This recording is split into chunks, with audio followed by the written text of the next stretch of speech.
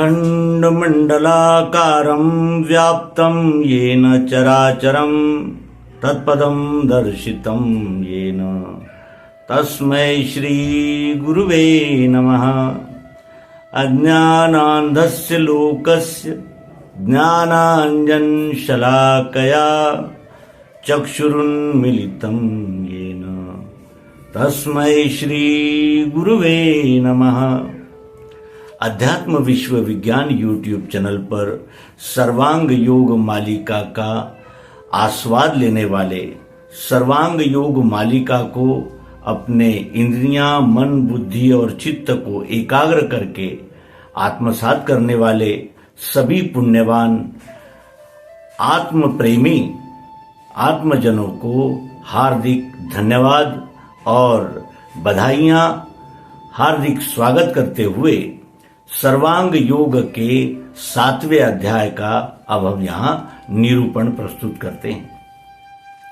वास्तविक ये कोई प्रवचन नहीं है, ये किसी ने लिखी हुई किसी कविता का भाषांतर नहीं है, रूपांतर नहीं है। तो ये एक प्रयोग है, जिस प्रयोग के द्वारा हम विश्वरूप परमात्मा का यथार्थ प्रत्यक्ष दर्शन करते हैं, वो योग ये है। और इस योग को प्राप्त कर किए बगैर किसी भी तरह से, चाहे हम जप करें, जाप करें, व्रत करें, मैंने पुस्तकें पढ़ें, अनेक प्रकार के कर्म करें, तब भी हमें परमात्मा का दर्शन नहीं हो सकता।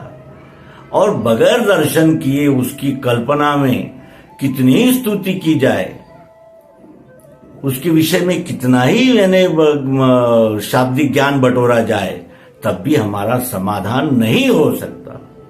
क्यों नहीं हो सकता?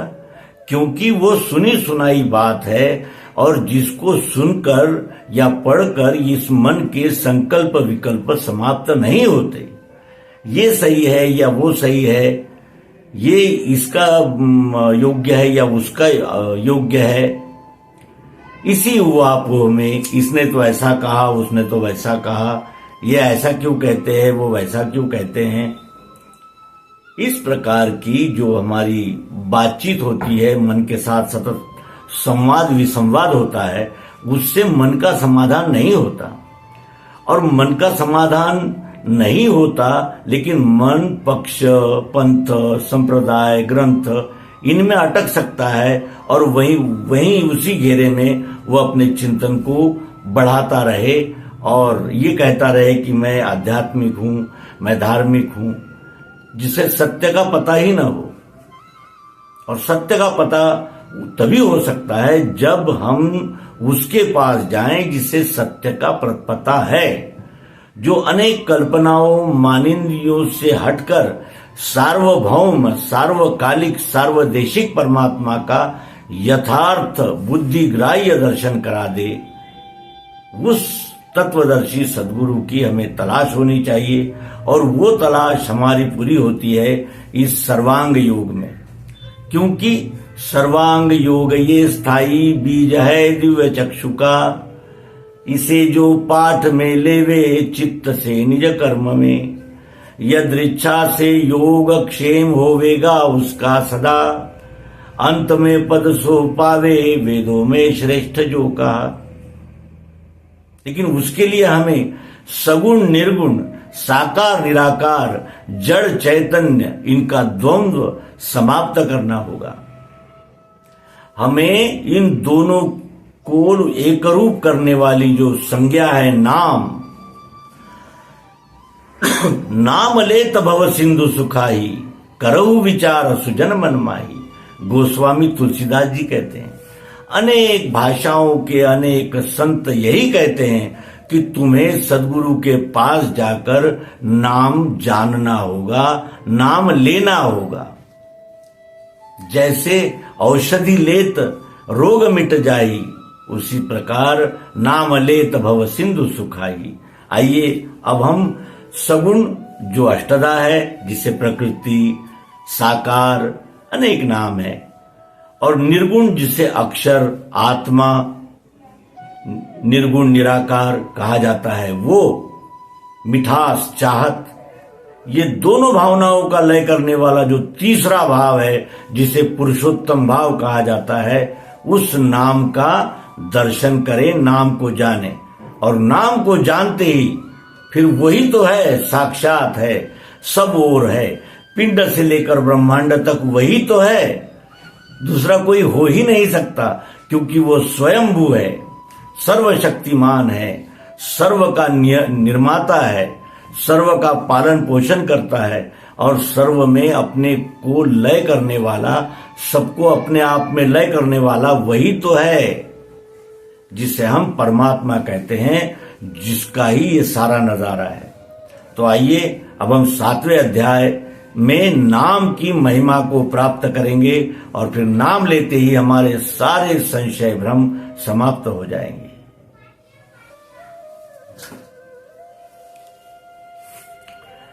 अध्याय 7वां। नाम है उसके आगे, जान के बुद्धि ही जहां, लय को प्राप्त होती है वही सद्रूप जानना।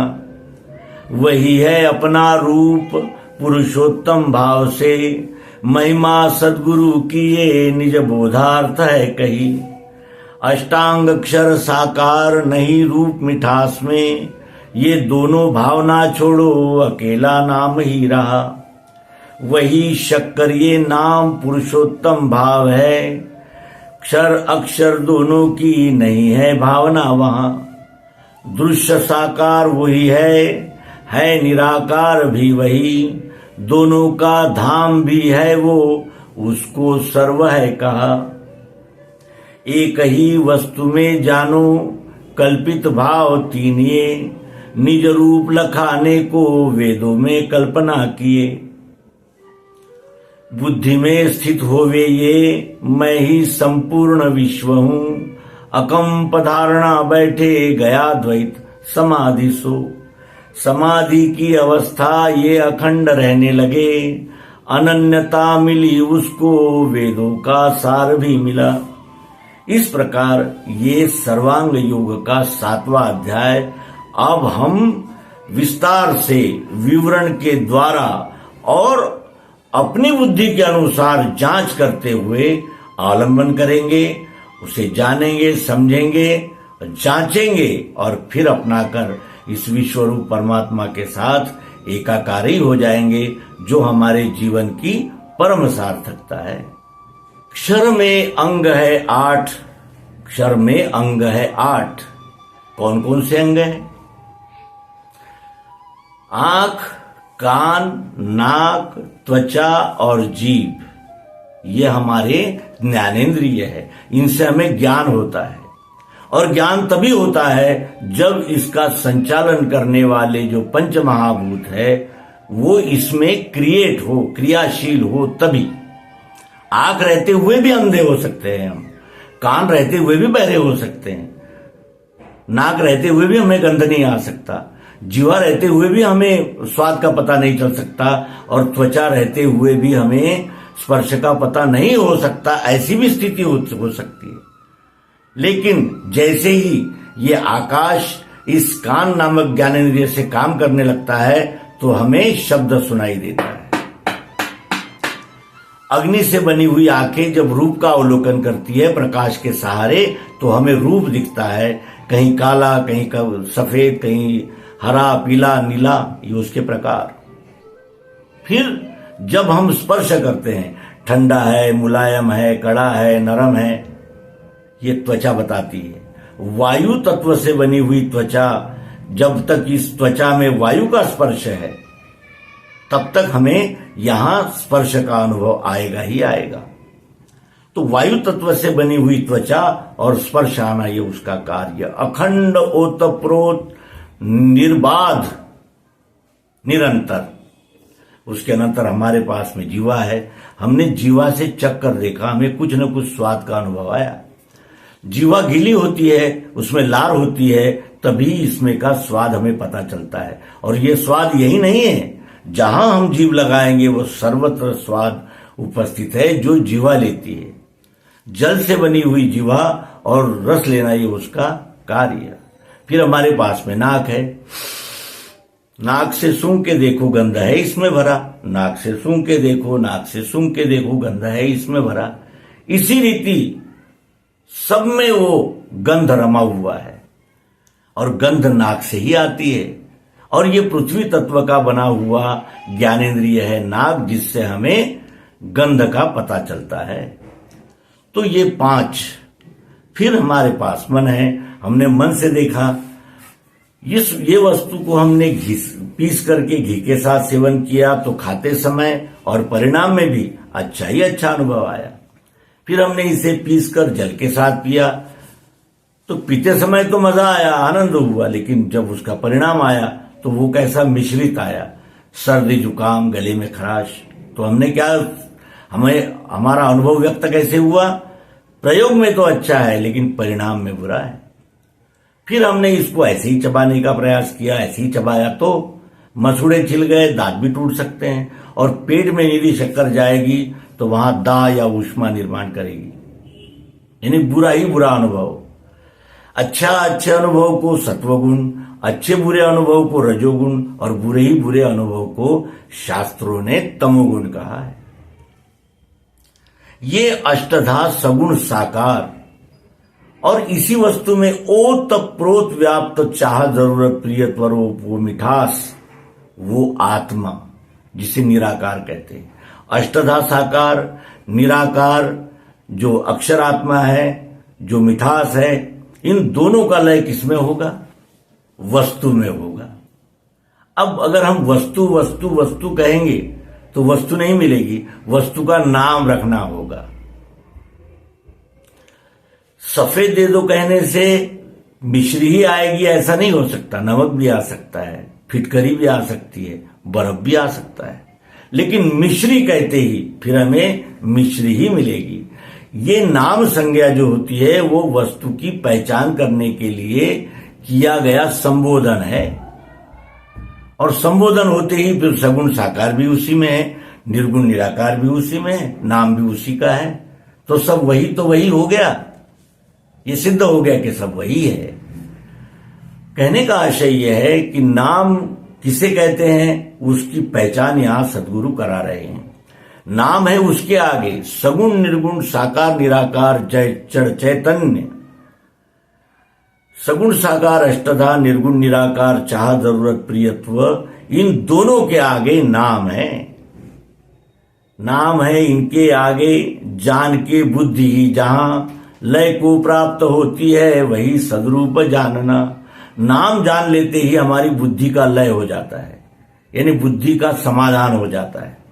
बुद्धि जानती है कि ये 8 है, उसमें अक्षर ब्रह्म चाह जरूरत प्रियत्व रूप आत्मा है, और उसके बाद नाम का बोध होते है कि दोनों भाव एक ही वस्तु में है और वस्तु का नाम होता है।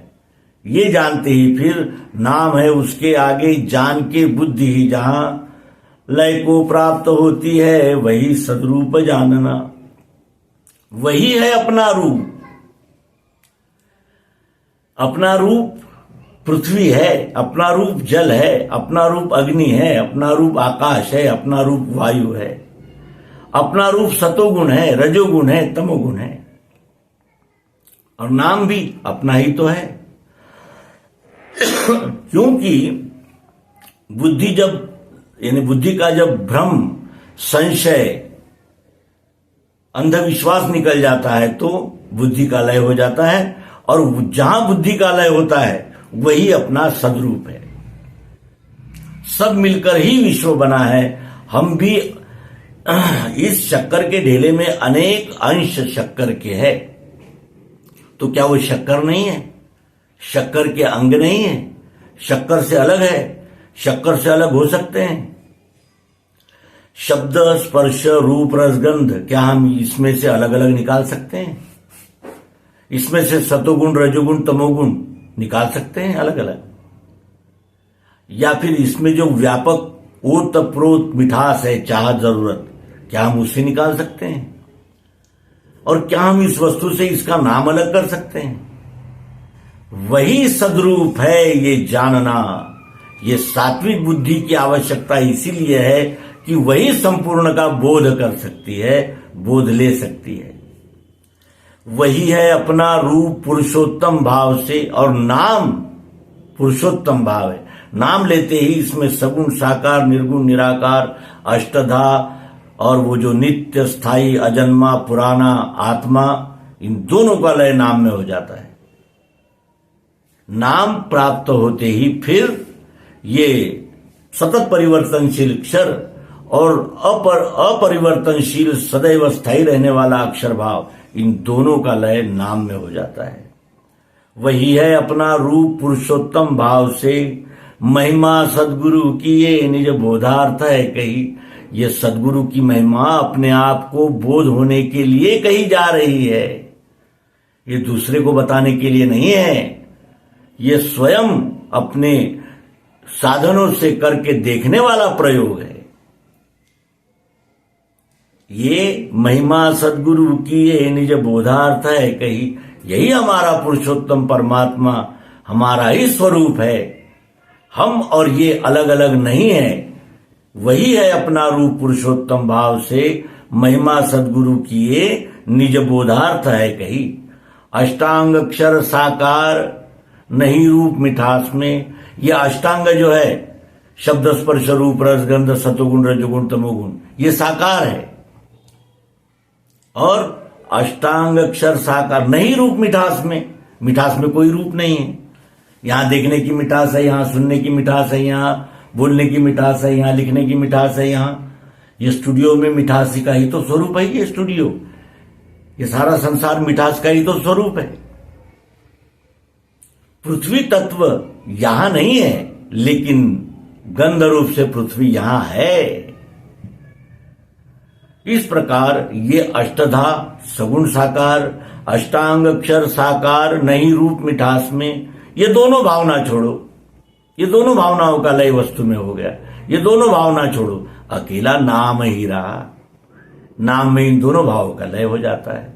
नाम ही तो रहा, बाकी क्षर अक्षर ये दोनों भाव इसमें लुप्त हो गए, क्योंकि इसका ही वो अंग थे। वो दोनों विरोधाभासी होने से, एक परिवर्तनशील एक अपरिवर्तनशील, एक दुख रूप तो दूसरा सुख रूप, तो इस प्रकार का ये दोनों का मेल नाम में हो जाता है। नाम लेते ही फिर ये विश्वरूप परमात्मा का ही अखंड स्वरूप है। इस पिंड से लेकर जितना भी कुछ दिख रहा है वो परमात्मा स्वरूप है। ये जानने पर फिर ये दोनों भावना छोड़ो, अकेला नाम ही रहा। मिश्री कहते ही उसमें शब्द स्पर्श रूप रस गंध से लेकर मिठास से लेकर सब कुछ आता है। वो वस्तु उपलब्ध होती है।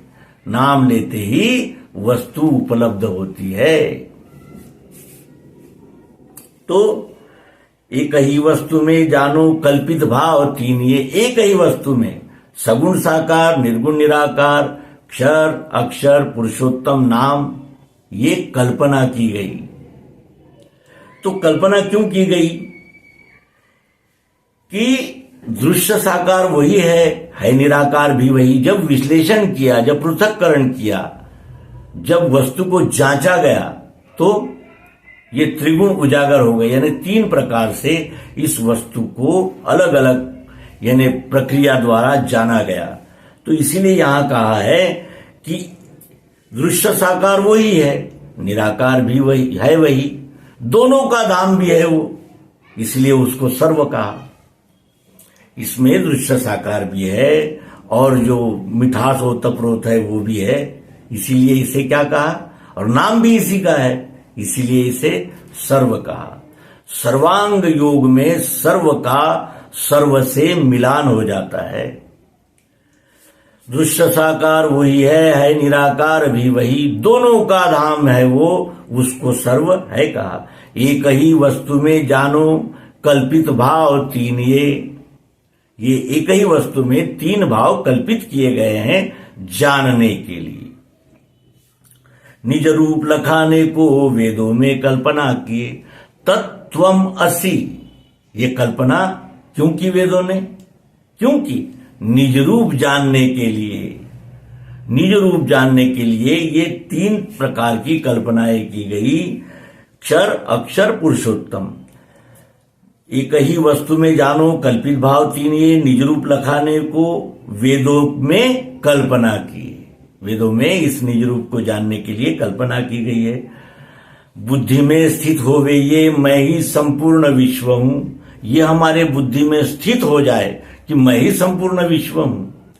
पृथ्वी, अग्नि, जल, वायु, आकाश, जो जैसा यहां है वैसा ही तो यहां है। इसका एक कण भी इस वस्तु से अलग नहीं है। क्यों? क्योंकि ये एक ही वस्तु के अनेक अंग है, अंश है। अंश अपने अंश से अलग नहीं होता। इसे कहते हैं शक्कर, और इसमें का जो दाना तोड़ के निकाला जाए उसे क्या कहेंगे हम? शक्कर ही कहेंगे। इस प्रकार ये बुद्धि में स्थित होवे ये मैं ही संपूर्ण विश्व हूं, अकंप धारणा बैठे। धारणा कैसी बैठे? अकंप। क्योंकि अब विश्वास हो गया। अब हमने अपने इंद्रियां, मन, बुद्धि के द्वारा प्रयोग करके जाना है। सुना नहीं, पढ़ा नहीं, पूछा नहीं, बताया नहीं, प्रत्यक्ष अनुभव लिया है। प्रत्यक्ष अनुभव। और प्रत्यक्षम किम प्रमाण। यहां सदगुरु की महिमा है कि बुद्धि में स्थित होवे ये मैं ही संपूर्ण विश्व हूं, अकंप धारणा बैठे, गया द्वैत समाधि सो। मैं और तू, ये और वो, ये इस प्रकार का जो द्वैत था, वो द्वैत अकंप धारणा होते ही चला गया। हम तो विश्वरूप हो गए। क्योंकि ये सारे विश्व के अंग और ये विश्व से ही इसका निर्माण हुआ है, विश्व में ही है और विश्व में ही लय को प्राप्त करेगा। पंचमहाभूत से ही ये सारा सब कुछ निर्माण हुआ है। यहां कुछ अलग है ही नहीं। तो बुद्धि में स्थित होवे ये मैं ही संपूर्ण विश्व हूं, अकंप धारणा बैठे, गया द्वैत समाधि सो। समाधि बुद्धि की सम अवस्था। अभी बुद्धि दोलायमान है। क्यों? क्योंकि अकंप धारणा नहीं बैठी है। जब हमारी अकंप धारणा बैठ जाती है तब वो श्लोक चरितार्थ होता है। कर्मण्येवाधिकारस्ते मा फलेषु कदाचन। भक्त, विभक्त, भक्त और अनन्य भक्त, इसमें फर्क है।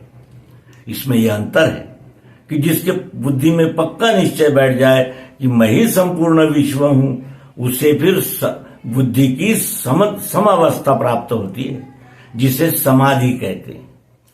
समाधि कितनी प्रकार की वर्णित की गई है, लेकिन वो समाधि नहीं है। उसमें बुद्धि समत्व को प्राप्त नहीं करती। कुछ न कुछ द्वैत रहता ही है। लेकिन यह ऐसी समाधि है जिसे एक बार प्राप्त करने पर फिर वो हमारा अंग प्रत्यंग ही हो जाता है। फिर हम विश्वरूप ही हो जाते हैं।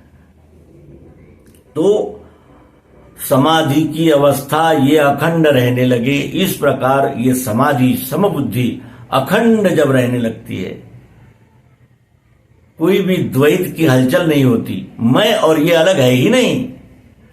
अब मैं किस रूप में इसका शोषण करूं, इसकी प्रताड़ना करूं, इसको दुख दूं, क्योंकि ये मैं ही तो हूं। जैसे मेरे हाथ को वेदना होती है, होने पर संपूर्ण शरीर को उसका उसको धोना पड़ता, भोगना पड़ता है। उसी प्रकार इस विश्व में कुछ भी इस विश्वरूप परमात्मा के पालन पोषण, नियमन, व्यवस्थीकरण में सहयोगी हो, वही तो उसकी सेवा है, वही तो अनन्य भक्ति है। यहां एक एक कण परमात्मा ही है। इस प्रकार की समाधि की अवस्था ये अखंड रहने लगे। अनन्यता मिली उसको। अब वो अन्य नहीं रहा। अब वो अन्य नहीं रहा, अनन्य हो गया। अनन्यता मिली उसको, वेदों का सार भी मिला। वेदों का सार क्या है? सर्वम खल्विदम ब्रह्म।